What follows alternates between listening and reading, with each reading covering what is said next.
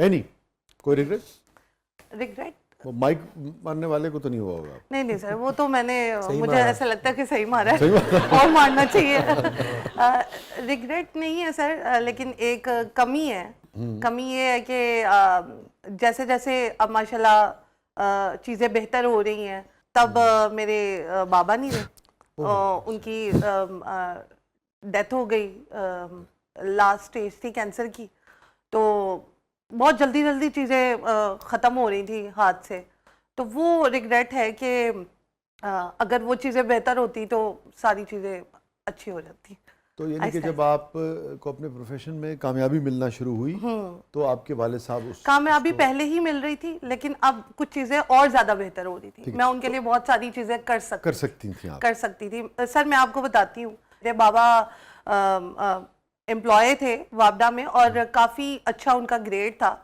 उनको पूरी life card जो है ना वो वापडा से ही मिली। हम उनको कहते थे गाड़ी ले ले, तो वो कहते थे नहीं नहीं अब मेरे पास है तो मैं क्यों लूं। और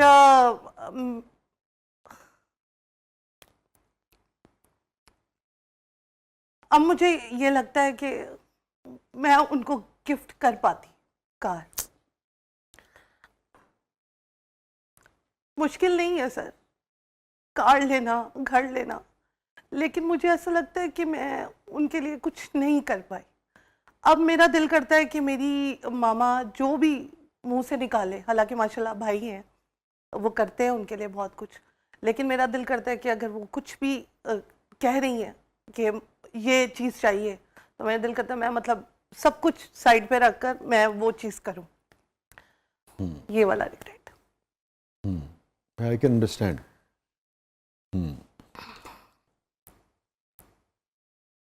क्या है वो जिंदगी से यही गिला है मुझे, तो बहुत देर से बाज़ औक़ात कामयाबी का भी ये होता है, क्योंकि आदमी जिनके लिए कामयाबी हासिल करना चाह रहा होता है या जिनको दिखाकर उसको लगता है कि असल कामयाबी की खुशी मिलेगी, तो बाज़ औक़ात उस दुनिया में नहीं रहते। अल्लाह ताला आपके वालिद को जी जन्नतुल फिरदौस में जगह अता फरमाए, आप लोगों को सब्र जमील अता फरमाए। ज़िंदगी का सबसे गमगीन लम्हा ली? गमगीन आपको पता है ये ज़िंदगी का हिस्सा है, ये गम भी, और बहुत से ऐसे मरहले आए हैं ज़िंदगी में। वालदा का जाना भी एक, फिर बड़ी सिस्टर, फिर असद की छोटे भाई की डेथ, वो भी, ये बड़े एक सदमे हैं पूरे पाकिस्तान को ही बिल्कुल, वो एक बड़े दिली दुख है इन सब के ही। बाकी उसकी रज़ा में राज़ी रहना, और यही एक हमें हमारा दीन भी सिखाता है, और वो अल्हम्दुलिल्लाह उस चीज़ को सब्र, और वही अल्लाह की ज़ात आपको सब्र भी अता करती है। अच्छा, असद के मामले में हमने ये देखा कि सब कुछ होता रहा ना। जी जी, आपके भाई ने बंदोबस्त किया था किडनी का शायद? जी जी, उन्होंने दिया था। वो भी बंदोबस्त हो गया, माली मामला ठीक है कुछ रहे, हम सबके सामने थे, मगर वो भी हो गया था मामला। जी जी जी, मगर फिर ऐसा कहाँ किस मौके पे चीज़ें जो हैं वो हाथ से निकली?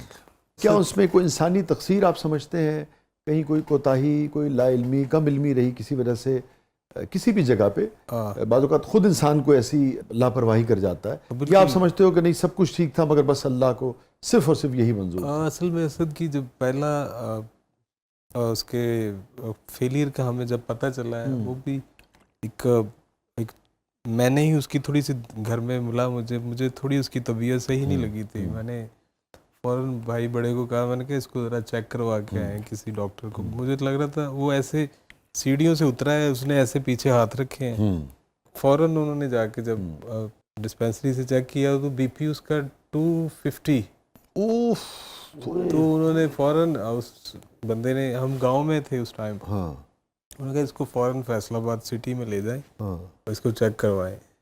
खैर उस टाइम उन्होंने सारा चीज़ें वो कर ली और कंट्रोल किया बीपी, और वेरी नेक्स्ट डे उन्होंने सारे टेस्ट जो ले लिए, ब्लड सैंपल सारा, नेक्स्ट डे हमें पता चला है जो रिपोर्ट्स में कि इसकी किडनी में जो क्रिएटिनिन है वो 6.6 है या 6 पे था। तो वो जाहिर है हमें, हमारे लिए ये बिल्कुल एक शॉकिंग और नई चीज़ थी हमारे सबके लिए। डॉक्टर ने जिसने डायग्नोज किया उसने कहा इसका ट्रांसप्लांट हो सकता है, तो यंग था बिल्कुल। तो हमने पहले तो ये था, उन्होंने कुछ डॉक्टर्स ने ये भी कहा भी इसकी कोई ऐसे सिम्टम्स नहीं शुरू हुए जिस तरह से मतलब हम इसको फौरन हम इसका ट्रांसप्लांट की तरफ इसको ले जाएं, हम इसकी रूटीन चेंज करते हैं, इसकी लाइफस्टाइल चेंज करते हैं। ये दो चीज़ें होती हैं ना, क्रेटिनिन ऊपर ज़रूर है मगर किडनी फेलियर नहीं है। तो खैर वो फेलियर ही था वो, ठीक। वो अगर अभी ट्रांसप्लांट उन्होंने कहा उससे प्री हम इसकी मेडिकेशन करते हैं, मे बी इसमें वो वर्किंग में आ जाए वो चीज़ें। अच्छा। खैर वो सारा प्रोसेसिंग में 3 मंथ वो चले वो प्रोसेस।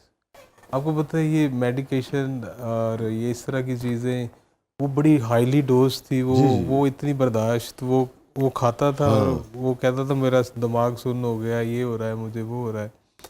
खैर इन शॉर्ट कि वो 3 मंथ में वो क्रिएटिनिन 12 पे चला गया। और फिर डॉक्टर्स ने हमें यही कहा है कि इसका आप फ़ौरन से डायलिसिस करवाएं। एंड फिर बड़े भाई का किडनी मैच हो गया और फिर उसने डोनेट किया भाई ने। फिर 2.5 साल वो बहुत अच्छा वर्किंग में रहा। अच्छा अल्लाह की करनी ये हुई, उसके 2 बेटे हैं माशाल्लाह, वो उसके बाद उसके बचे हुए हैं, उसके ट्रांसप्लांट के बाद उसको अल्लाह ने उसको औलाद दी। तो वो फिर असल में ये एक चांस ज़िंदगी होती है, ये कोई इसको आप ये नहीं कहते कि बिल्कुल ये परफेक्ट है, ये चलेगा ही, लेकिन जिनके चलते हैं वो अल्हम्दुलिल्लाह कई लोगों के बहुत लॉन्गर भी चल जाते हैं, सूट कर जाए, एडजस्ट हो जाए। एंड यही हुआ कि दोबारा से वो हमें इसके सिम्टम फिर से वही वाले तो वो फिर खैर दोबारा से चेकअप, वैसे तो रूटीन चेकअप हो रहा था। बीच में कोविड जब आया, कोविड में ज़ाहिर हर चीज़ें एक वो बच गई, हर जगह महदूद हो गया, बंद हो गई, अवेलेबिलिटी खत्म हो गई। तो वो वहाँ जाके थोड़ा सा आई थिंक लैग किया कि वो दोबारा से उस तरह रूटीन से के जो चेकअप्स थे वो नहीं हो पाए। तो वो वहाँ से फिर चीज़ें दोबारा से सेकंड ट्रांसप्लांट की हम कोशिश कर रहे थे। सेकंड ट्रांसप्लांट की इस तरह से हुई कि उसमें ये भी था कि अब किडनी देना किसने है, ये भी एक रहा। फिर मैं एक टाइम में आया कि मैं रेडी भी था। फिर जब डॉक्टरी हम उसमें गए ना, तो इसके अंदर इन्फेक्शन था जो पॉसिबल नहीं था फ़ौरन से इसका ट्रांसप्लांट हो पाए। उनके इंजेक्शन कोई लगते थे और बहुत बड़ा वो बहुत एक्सपेंसिव ट्रीटमेंट, वो सारी चीज़ें रहीं। दोबारा से उसका जो वो अंदर जो इन्फेक्शन वो नीचे नहीं आ सका। वो डे बाय डे फिर, क्योंकि ज़ाहिर है उसके बाद आपको फिर दोबारा डायलिसिस पे जाना था। तो डायलिसिस थ्राइस अ वीक होते थे उसके, मतलब जो बहुत तकलीफुल था वो सारा मामला। एंड में मैं दोबारा से सब जितने, बल्कि आज फर्स्ट टाइम ऐसा हो रहा है कि ऐसे बात भी हो रही है असद के हवाले से भी, और मैं पूरे पाकिस्तान और जहाँ जहाँ से लोगों ने असद के लिए जो जैसे भी मोहब्बत दिखाई, जो भी उनके लिए उसको सपोर्ट किया, मैं सबका थैंकफुल हूँ। और बस अल्लाह सभी को उसका अजर दे, आमीन। यस एनी, बहुत बहुत शुक्रिया, आप तशरीफ़ लाई, थैंक यू सो मच। अल्लाह ताला आपके वालिद की दर्जात बुलंद करे, आपको हर मैदान में कामयाब रखे। और Asad Ali, thank you so much. और अच्छा, मुझे अक्सर लोग असद भी कहते हैं, मैं आपकी शक्ल मिलती है। अच्छा, मैं यकीन करें, मैं उसको ना उनको मना नहीं करता कि नहीं ठीक है असद ही। हमने चूँकि दोनों को इकट्ठे देखा ना बहुत, तो दोनों से कभी तुमसे मुलाकात हुई, कभी असद से, कभी तो बिल्कुल लाइक अ बच्चा, लाइक अ बेबी बस। और ये दोनों जो थे, ये हमने इनकी सारी जर्नी खुद देखी ना अपने सामने। मैं इन दोनों को बहुत ही पसंद करता था, चूँकि वो दुनिया में नहीं, अली सलामत है। अली, आखिर में एक चीज़ जो उधर आप भी परफॉर्म करते थे और असद भी परफॉर्म करता था, जी, और आपकी भी असद की भी पूरे पाकिस्तान की, पूरे सब कॉन्टिनेंट की यादें हैं ना, असद से भी, उस गीत से भी, आपसे भी।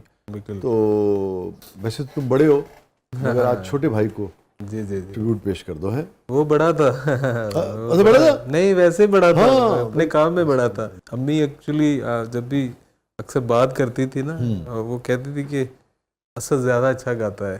अच्छा, बाज भाइयों को शायद जेलसी भी होती थी, होती होगी, मुझे ज्यादा खुशी होती थी उसकी कि हाँ बहुत अच्छा गा, वाकई ऑनेस्टली गाता भी बहुत अच्छा था। हाँ, कोई शक नहीं यार। उसके लिए एक दो लाइनें, एक शेर आप सुनाते हैं जी।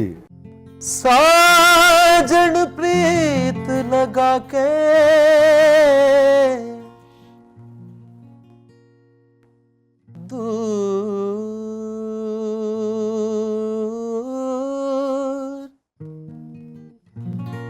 देश मत जा, बसो हमारी नगरी, मोहे सुंदर मुख दिखला, कदिया मिल सांबल यार वे, ओ कदिया मिल सांबल यार वे, मेरे लूलू चीख पुकार वे, मेरे लूलू चीख पुकार वे, कदिया मिल सांबल यार वे, ओ कदिया मिल सांबल यार वे।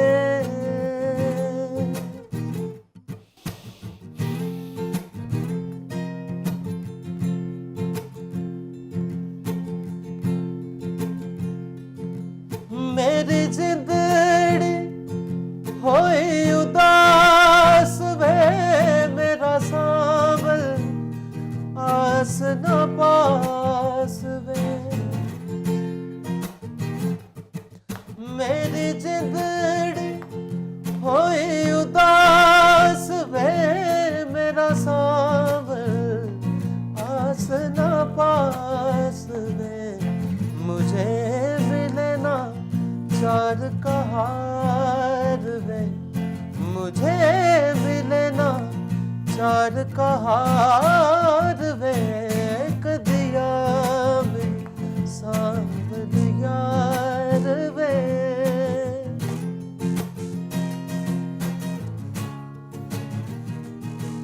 तुझ हर जाई की बाहों में और प्यार प्रीत की राहों में, तुझ हर जाएगी बाहों में और प्यार प्रीत की राहों में, मैं तो बैठी सब कुछ हार वे, मैं तो बैठी सब कुछ हार वे, कदिया मिल सांबल यार वे।